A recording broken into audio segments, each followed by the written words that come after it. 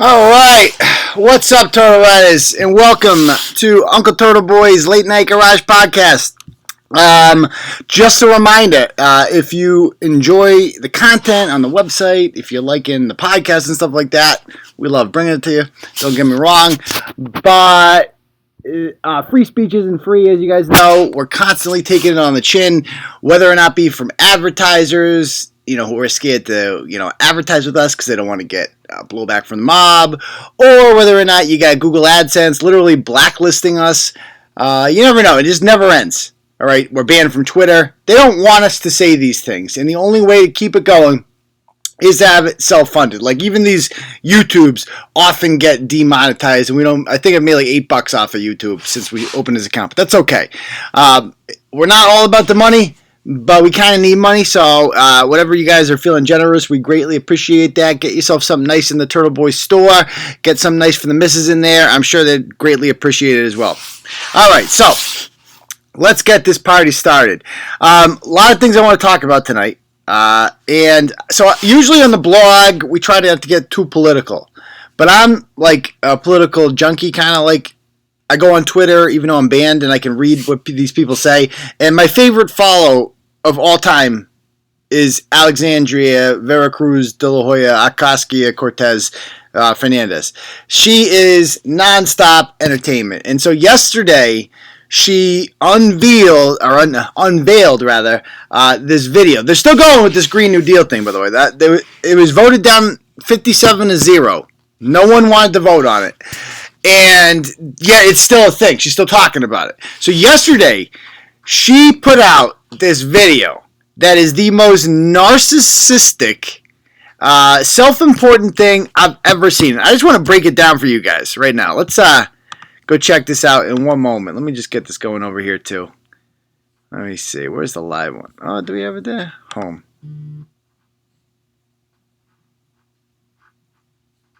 All right. Let me just bring this up real quick. All right. Can I mute there? All right, cool. Let's bring this up. Check this video out. Where'd it go? Here it is. The bullet train from New York to D.C. Check this out with me. It always brings me back. The bullet train. Come on, Fupa Computer. To when I first started making this commute. In 2019, I was a freshman in the most diverse Congress in history. Up to that point, it was a critical time. I'll never forget the children in our community. They were so inspired to see this new class of politicians who reflected them. So, like, right away, this is supposed to be, like, years in the future. And she's looking back at herself as, like, the greatest shit of all time. That's what she thinks of herself. And, the most diverse class, it's like all these... The only thing that these people have going for them, the only thing they have to sell themselves on is, like, look at me. I'm not white and I'm not male. Like, that's literally all... They have nothing besides that. They're just like... And then, and girls who are also not white and not male... They look at us and they're like, look at them. They're like me. Not white and not male. That's like literally their entire shtick. So they continue. Navigating the halls of power. It's often said, you can't be what you can't see. And for the first time, they saw themselves. I think there was something similar with the Green New Deal. We knew that we needed to save the planet. And that we had all the technology to do it. But people were scared. They said it was too big, too fast, not practical. I think that's because they just... Like, just think of this. She goes, we're going to save the planet. She thinks she's a 29-year-old bartender from Queens. Not even. Westchester County. And she thinks she has the capability of saving the planet. But the only problem is these people that are telling her, no, you can't do it. You're going too fast. Slow down, Captain Planet. Couldn't picture it yet. Anyways, I'm getting ahead of myself. Yes. Let's start with how we got here. 1977, Oh, yes. New York. All right. A senior scientist named James Black made a presentation about how burning fossil fuels could eventually lead to CO2 in the ocean, gathering more data about global warming, as did our politicians. Big oil. 10 years later, James Hansen, NASA's top climate scientist, told Congress he was 99% certain that global warming was happening. Invest in renewables? No, the opposite. They knew, and they doubled down. They and others spent millions setting up a network of lobby groups and think tanks to create doubt and denial about climate change. Oh my God! It was an effort designed to attack and dispute the very kind of science they themselves had been doing. Oh, those bastards! Politicians went to bat for fossil fuels and these massive corporations kept digging and mining, drilling and fracking, and there was no tomorrow. Oh my God, America became the biggest producer and consumer of oil in the world. What are we going to do? Fossil fuel companies made hundreds of billions, while the public paid the lion's share to clean up their disasters. We lost a generation of time we'll never get back. The rhinos! Entire species will never get back. The rhinos are gone! Natural wonders gone forever. And keep in mind, so this is what she's saying has happened in the next 20... Rhinos are going extinct, and we're never getting them back. So we need to institute the Green New Deal, or the rhinos are going to die. And in 2017, Hurricane Maria. Okay, and can we talk about how whenever she says anything Latino, and I can't stand when they do this, when they have to it's like, so she talks in white girl voice all the time, except when it's ever anything Latino. Then it's always Hurricane Maria. Okay, and I'm from Westchester County, but I'm also from Puerto Rico. Like, oh, Jesus Christ. The place where my family was from, Puerto Rico. It was like a climate bomb. It took as many American lives as 9/11. Oh my God. And in the next year, when I was elected to Congress, the world's leading climate scientists declared another emergency. They told us that we had 12 years left to cut our emissions in half, or hundreds of millions of people would be more likely to face food and water shortages, poverty, and death. Oh my God! 12 years to change everything. How we got around, how we fed ourselves, how we made our stuff, how we lived and worked, everything. Oh my God! Everything! The only way to do it was to transform our economy. Okay, how are we going to do that? Which we already knew was broken, since the vast majority of wealth was going to just a small handful of people. Oh, those bastards. And most folks were falling further and further behind. Dying. It was a true turning point. Yes, get rid of it. Lots of people gave up. They said we were doomed. Done. But some of us remembered. Yes. As a nation, we'd been in peril before. Yes. The Great Depression. Yes. World War II. Oh, good God. We knew from our history how to pull together to overcome impossible odds. Okay, can we talk about how everybody she draws is also not white, too? Like, Rosie the Riveter's black. Like, everybody. It's just like, Jesus. Does this chick realize she's not black? I'd just like to point that out. In her vision of the world, everybody's black. I'd like to point out that you're basically a white chick. Don't get it twisted, hon. And at the very least, we owed it to our children to try. The wave began when Democrats... So everything's going to hell, but luckily the Democrats took back the House. And then the Senate. And the White House in 2020. The White House in 2020. And launched the decade of the Green New Deal. Okay. A flurry of legislation that kicked off our social and ecological transformation to save the planet. Oh, yes, save it. It was the kind of swing-for-the-fence ambition we needed. Finally, we were entertaining solutions on the scale of the crises we face without leave no one behind. And it's like, think of how many hours he was put into this stupid video. That included Medicare for all. Yes, everyone. The most popular social program in American I don't history. want Medicare. I don't know about you. We also introduced the federal jobs guarantee, a public option including dignified living wages for work. Okay. Funnily enough, The biggest problem in those early years was a labor shortage. Yep. We were building a national smart what? grid, retrofitting every building in America, putting trains like this one all across the country. We needed more workers. That group of kids from my neighborhood. So we're going to start building trains everywhere. Like, so keep in mind, like, this entire country, like, every ounce of land is spoken for. You're going to start building trains everywhere, which means people literally have to give up their homes to you. But it's okay, because she drew a fucking picture, right? And now she's going to inspire this young girl. Let's see what her name is. We're right in the middle of it all. Especially this one girl, Ileana. Ileana, okay. Her first job out of college was with a Of course it's not fucking Rebecca, it's Ileana. Here we go. AmeriCorps climate, restoring wetlands and bayous in coastal Louisiana. Most of her friends were in her union, including some oil workers in transition. They took apart old pipelines and got to work planting mangroves. Oh, look at all the same trees. salary Everything's and green. benefits. Oh, yes. Of course, when it came to healing the land, we had huge gaps in our knowledge. Luckily, indigenous communities offered generational expertise to help guide the This way. is the best part. Natives. Like, all of a sudden, everything's going to hell. It's like, and she has to find, yep, and we're going to throw some natives in there, too. They're the experts on everything. They're very wise. I saw it on a movie one time. They're known for their wisdom. All right.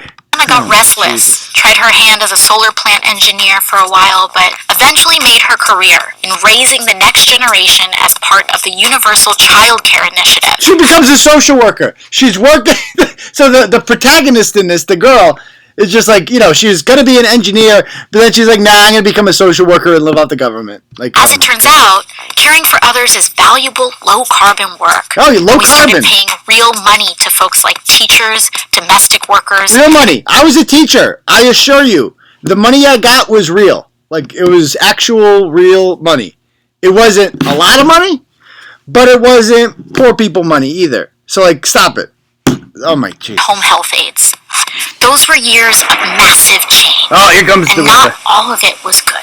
When Uh-oh. Hurricane Sheldon hit southern Florida, parts of Miami went underwater for the last time. Miami's As we gone. battled the floods, fires, and droughts, we knew how lucky we were to have started acting when we did. And we didn't just change the infrastructure. We changed how we did things. Yeah. We became a society that was not only modern and Now watch, I think she paints like 12 pictures here. wealthy, Watch these but pictures. dignified and humane too. So this is the By future. committing to universal rights like healthcare Come on. Healthcare for all. Yeah. and meaningful work for all, we stop being so scared of the future. We stop being scared of each other. And we found Okay, anybody notice anything about what the future looks like?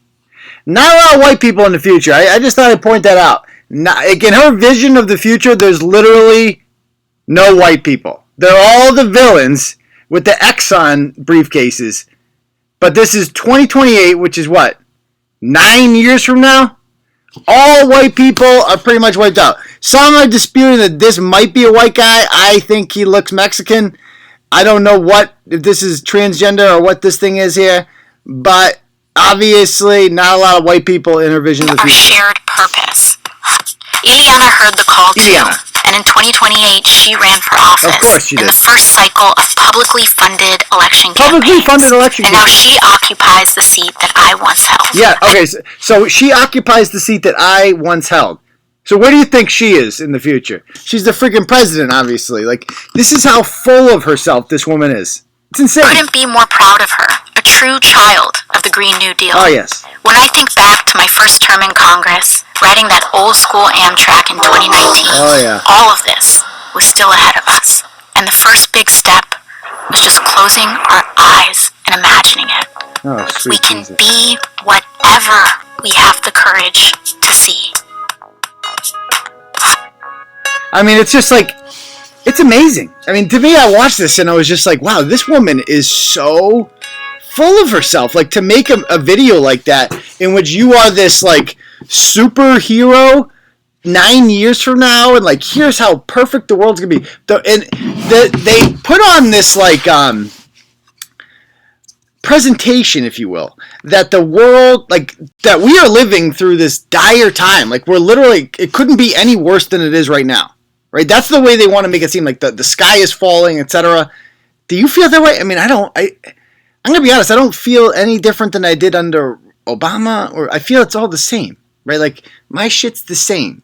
Like, does anybody honestly feel that way? And if you do feel that way, I would suggest maybe possibly altering the way you're running your own affairs in your own life, because this is America. If you can't make it in America, you're a freaking idiot. All right.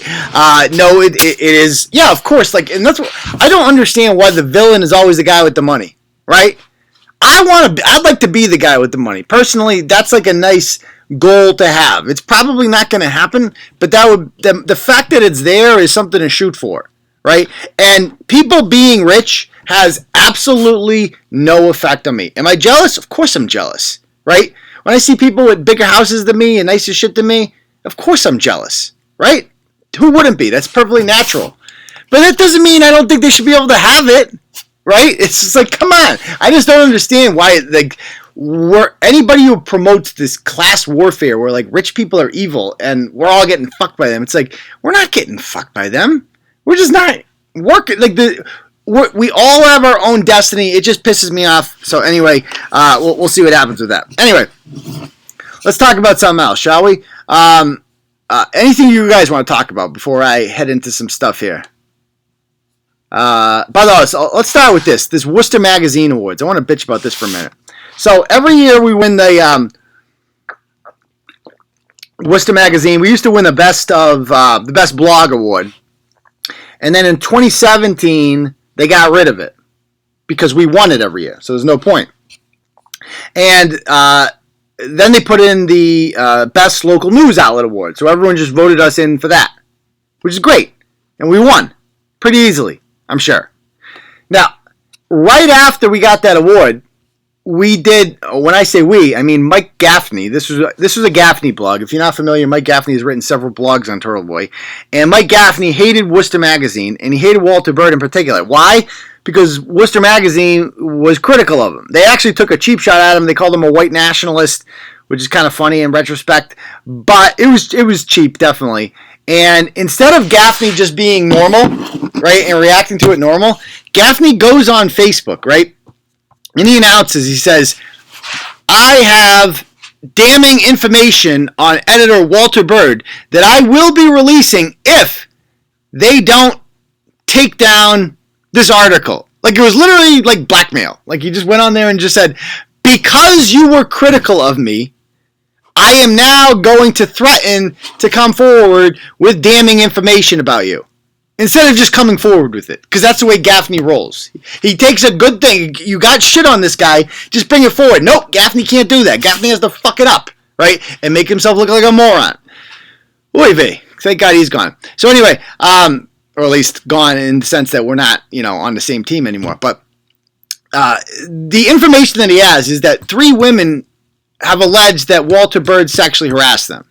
Right? 2 of them he was covering professionally because they were running for office, and we never revealed who they were. We alluded to that, right? But they didn't want their names out there. But I've seen the text messages. He hits on both of them, neither of which are in his ball game. Like, he had no business hitting on these women. They're completely out of his league. Like, it was just, this guy is a disgusting 50-year-old, divorcee, right? These women are good-looking women. He had no chance with him, and he should have known that. But this other chick, Brittany, kind of like, I think she's a bucket, which is kid talk for a loose woman of loose morals. She was like leading him on. It looked like a little bit in the text message, but at the same time, he was just too aggressive. Like, being like, yo, you don't want to rock the place? She's like, what does that even mean? It means we get our freak on. It's like, Jesus Christ, this guy. So Gaffney releases all this, right? That he's been allegedly sexually harassing this woman, etc.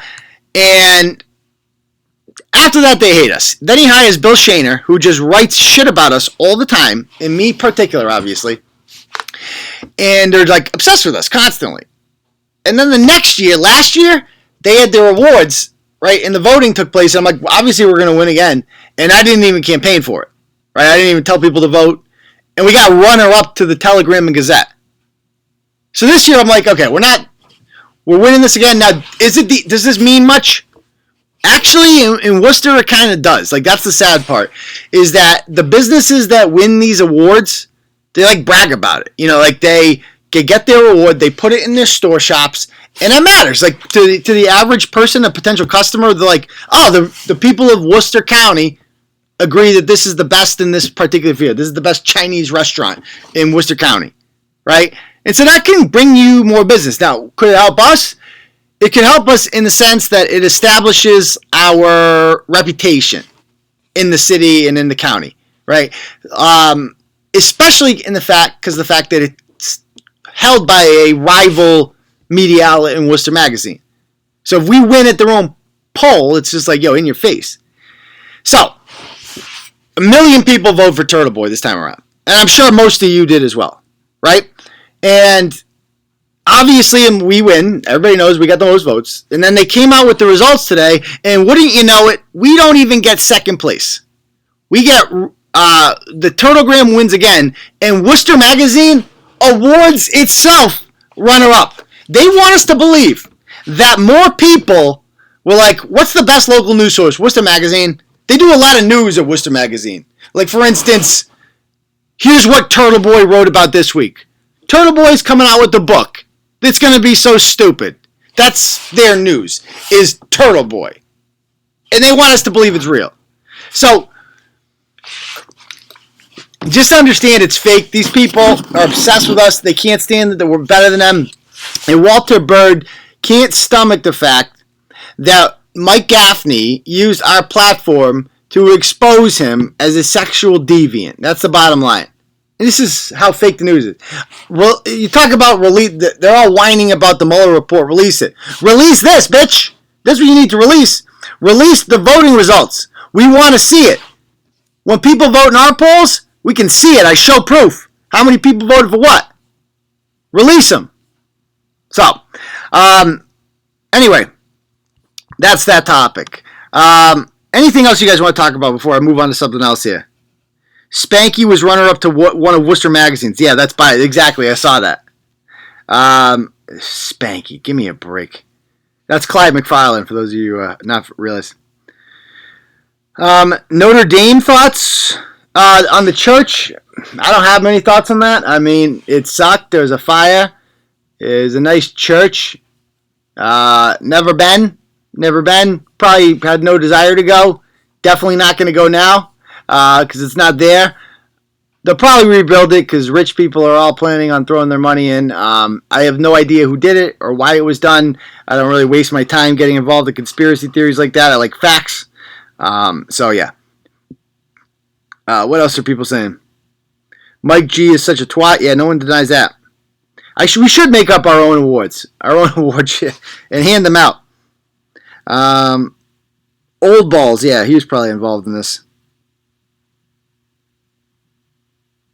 I know. We should make up our own awards and then award ourselves. Like, that's basically what they did. Anyway, can we watch this video of these idiots? And can we talk about Dante Comparetto for a minute and how much I own this gentleman's brain? So this guy's an elected official on the school committee, as you know. He's like the bane of my existence.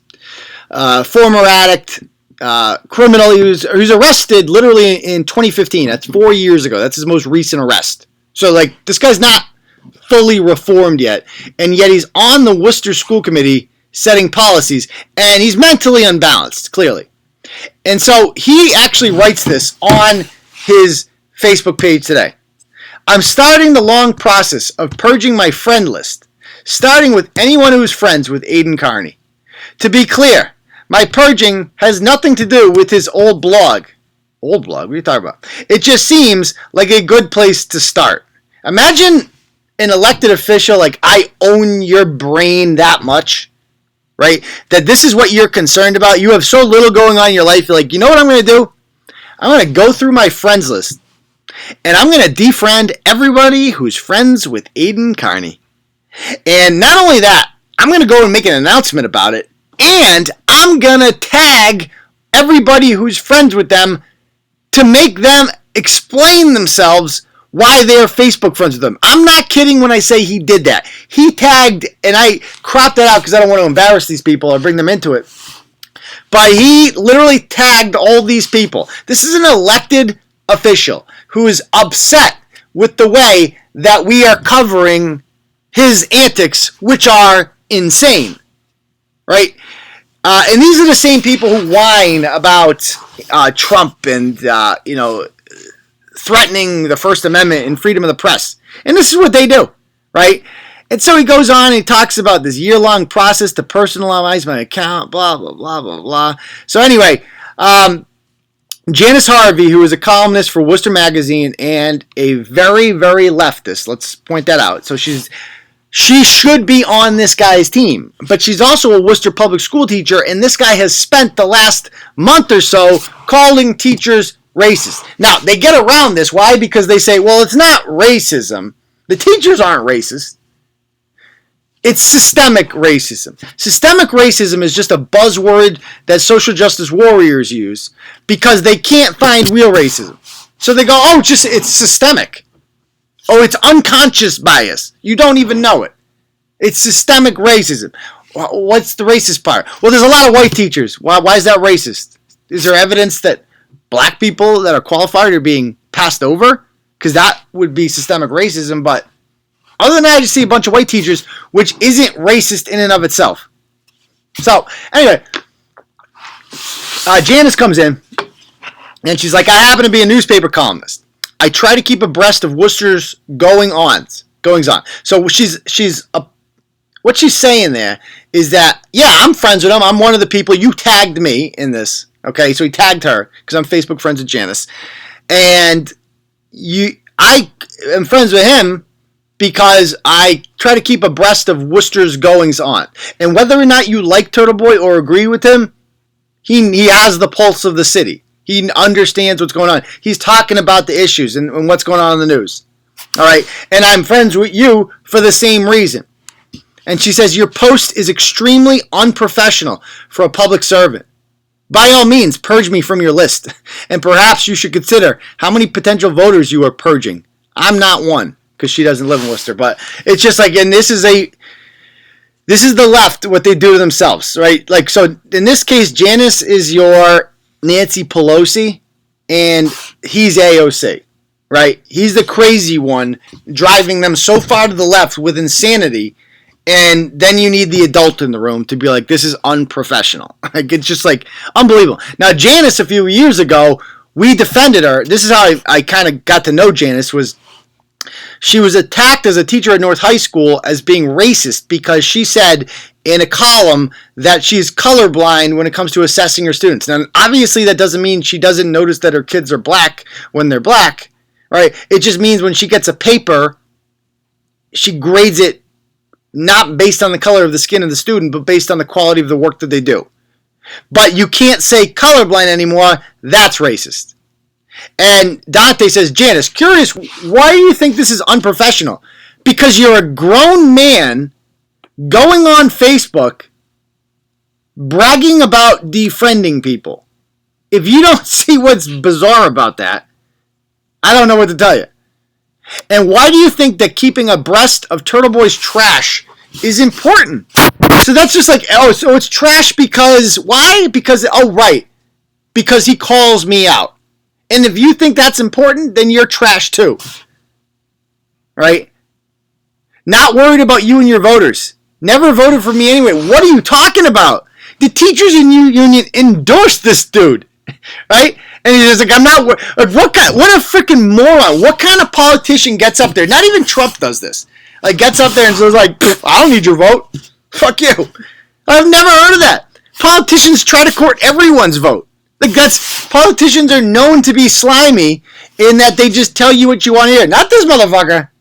He just gets up there and just like, I want your vote. Fuck you anyway. Fuck out of my face. And I want your vote anyway. And why are you talking to me? Jesus. And then he had this other rant the other night about Benenda, the superintendent. She's a great principal, did a lot of stuff, but students of color now make up the majority of the school system, so we got to meet the needs of these kids. So he's got this group of like 8 kids who are all his slaves, by the way. They work on his campaign. Like, he literally has an army of door-to-door children who knock on doors. And he has brainwashed these kids that they are victims, right? He goes, we're not even listening to the concerns of communities of color. Oh, good God. As if communities of color have one gigantic voice. Instead, we are demonizing them when they speak out. Who's demonizing them? And this is another thing. This is like the AOC factor. Oh my God, you're inciting harassment of me. It's like, no, you entered the public realm, you gave a controversial opinion, and then we rightfully criticize you for that. That's not demonizing. That's critical. Right? That's critical analysis of the things that you're saying. Right? Then he goes, we should be proud of the students who are courageously speaking up against injustices. What? What injustice have any of these kids suffered? They get a free public education.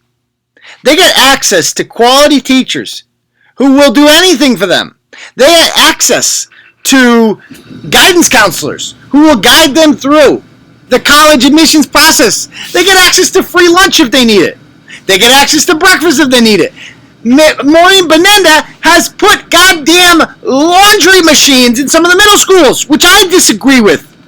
Right? They do everything for these kids, and they're suffering against injustice? What the hell are you talking about? He is literally just telling these kids, you are a victim, and this shit needs to end. So check this out, this press conference. These like 8 or 9 kids that he is literally brainwashed. Taking your time to be here, I appreciate it. We appreciate it. Good God. So we're gonna start now, and we're gonna start with Jasenia speaking. Notice every single one of them is a piece of paper. This is scripted. We are here as the Youth Civics Union, the Hope Coalition, The Worcester Youth Movement. Worcester Youth Cooperative. There's literally, in case you missed it, there's 8 kids there, and there's 4 organizations. We're here as the Worcester Civics Union, the Worcester Youth Movement, the Hope Coalition, all this shit. This is what they love to do, by the way. They love to be like, we're in a coalition now. But there's no paperwork involved in this. There's no like official member. They're just like, we're a coalition. So anyway. All of these youth organizations are comprised of Worcester Public School students, and we are all extremely dissatisfied with the superintendent and the school committee as they have failed to address the larger issues of systemic racism that are plaguing our schools. Yeah. No one gives a shit what you're upset about. You're a kid. Under Shut up. Superintendent Beninda's administration, drastic disproportionalities within the discipline rates and suspensions amongst students of color, especially Latino students, All right. continue to exist. The English learners' dropout rates are extremely high. Additionally, Superintendent Beninda's administration was responsible for 60% of all the emergency removals statewide. When asked if structural racism exists in Structural racism exists. It's called structural, hun. Structural. These kids not only do they not know the meaning of what they're saying, they don't know the pronunciation of it. That's how stupid these kids are. And it's just like, this is a thing now. Whenever kids get up and speak, we're all supposed to be like, oh, good for you. You can make words come out of your mouth. You have opinions. You are the future. Like, AOC looks at these kids and is like, you go, girl. You are the future. These are future AOCs. These are stupid kids, right, who are being told that they're smart because by the adults that are manipulating them for their own purposes. Because it's not cute when a bunch of fucking adults get up there and whine about it, right? It's not effective. So they're like, we got 8 kids. We got some slaves. Throw them up here. Give them microphones. Give them a script. Have them read off it. Structural racism. The other word they said is constituents. It's like, no, honey, it's called constituents. Jesus Christ. Jesus Christ. This is the future. Right? I can't wait for... I know most of you guys aren't from Worcester, so you're probably like, I don't give a shit. But I hope you're entertained by this because this is how we built our base at Total Boy, was Worcester politics, and it never ends. It never ends with these people. And I understand this goes on everywhere, but I feel like in Worcester, it's so obvious because they've made us like the enemy here. And so that's fine. We on a war. We like wars. Anyway, let's take a little Ask Turtle Boy. Any questions you guys have, get it out now. I'll answer them as best I can. Anything you guys want to ask me. Oh, Alyssa's here from Myrtle Beach. I thought you were on vacation, Alyssa.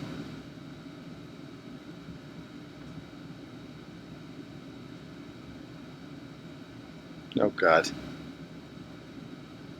All right. Yeah, they are, as Charlie said, they're blatantly trying to remove a woman for being white. Like, that's it. Like, this woman's done nothing wrong. The schools function perfectly fine. Right? Now, keep in mind, what I find so upsetting about this, right, is that, like, there are problems in the Worcester Public Schools and in any urban school system. And I've taught in them. And when I taught at Fanning, I saw this all the time.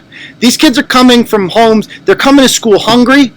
They're coming to school fucked up, right, without sleeping much. They move around a lot. They have to take care of their brothers and sisters. They don't do their homework. There's just so much lack of structure in these kids' lives that they need their teachers, right? They need schools because schools provide normalcy for them. And there's actual problems that exist. And instead of addressing those things, these major problems, right, all people like Dante want to do is just like, oh, it's systemic racism. And obviously we're going to fix systemic racism by getting rid of the white woman and replacing her with a black woman who, let's be honest, is probably going to be one of our friends in one of our quote-unquote coalitions. Yeah, it's just so disgusting. And some teachers got on there and they started calling him out about that. And like, dude, Dante, they're like, what did they say to him? I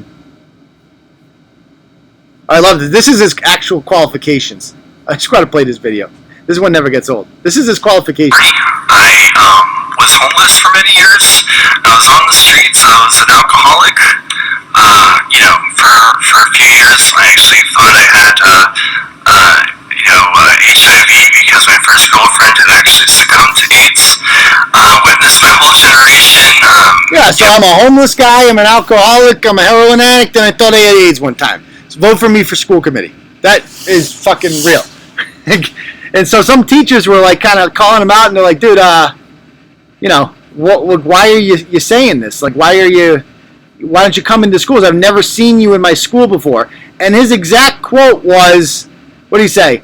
He goes, I have been involved with the Worcester Public Schools in various capacities for the past 15 years. So I don't actually have to go into the schools because I've been involved in various capacities in the last 15 years, which includes an arrest for driving with a suspended license and another one 5 years before that for driving with a suspended license. So I don't need to go in schools. I've been involved in a capacity.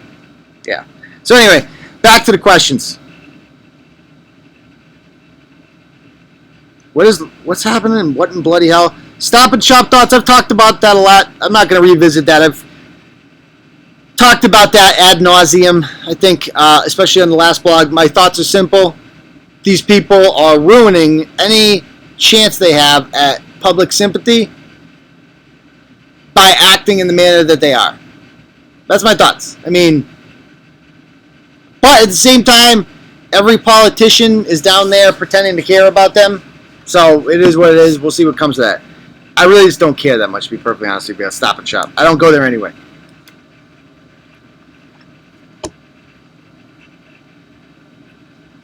Yeah.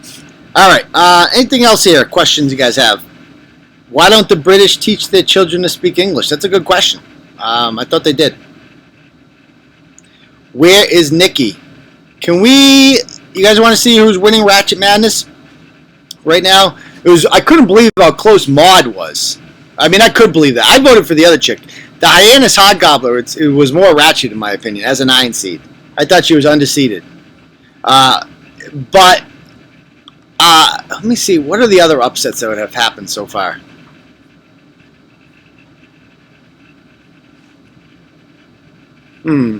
Let's see. Maud winning, that wasn't that much of an upset. There was really no Juice and Jeremy is on fire. He hasn't gotten less than 84% yet. The Medford Meth Maggots are pretty hot too. They're beating people up pretty good. That's going to be a hell of a matchup. Franklin Baxley's looking good. The Boston Hit Run Houdini, that was definitely an upset. Now, over here, let me see who's winning right now. We can check it out. Let's see, over here.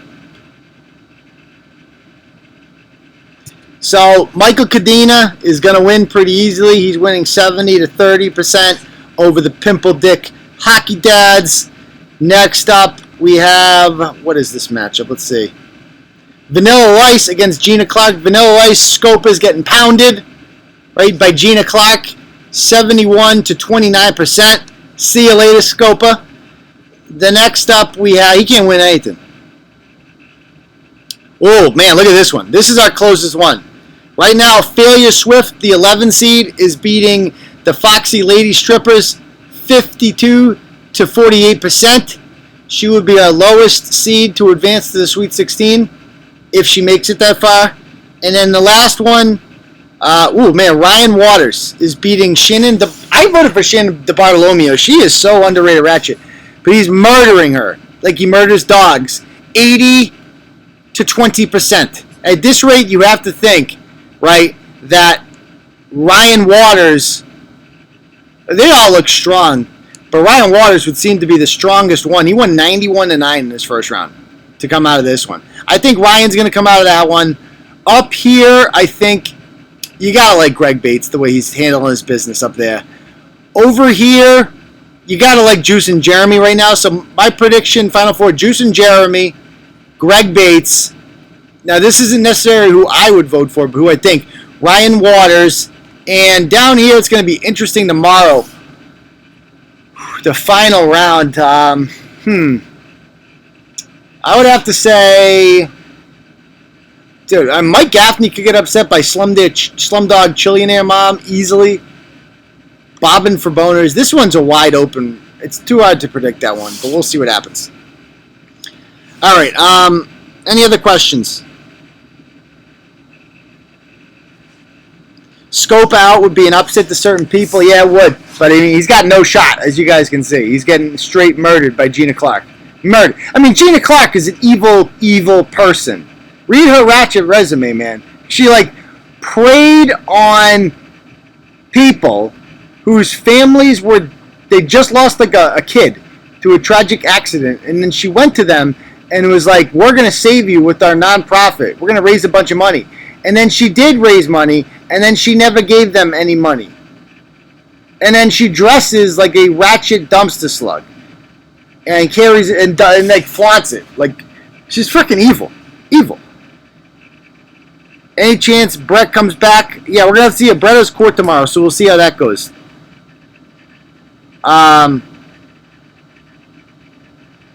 Did Gaff delete a lot of comments on his website? He has a website? I didn't know he had a website. His entire, Kimberly Andrews, he murdered that account. Kimberly Andrews, by the way, turns out to be a real person. He stole a woman's identity and even liked some of the pages she did to throw us off. Some woman from Hudson. Google her. She's on there. It's insane. Anyway. Any last minute questions before we call it a night?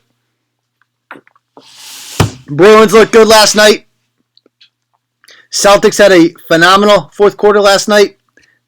Red Sox are terrible. Might get a little worried about them. I don't know yet. We'll see. Isn't a holiday for you Friday? It's Good Friday. I wouldn't call Good Friday a holiday. So, I mean, it's like they killed Jesus and shit. So that's not good. Yeah, it's like really a solid, and plus it's like April vacation up here, so for the kids, so every day is a holiday. Have I ever been in a Turkish prison? I don't think so. So, all right, we're gonna call it a night then because I gotta get going. But we will see you all this weekend for the return of the live show. Actually, it doesn't interfere with any games, does it? I gotta look that up. I gotta look up the schedule. It's always tough this time of year because of the Bruins and the Celtics. Because I'm not missing those games. So, anyway, we will see you guys all on the weekend. I'll let you know what day. All right, peace to our writers.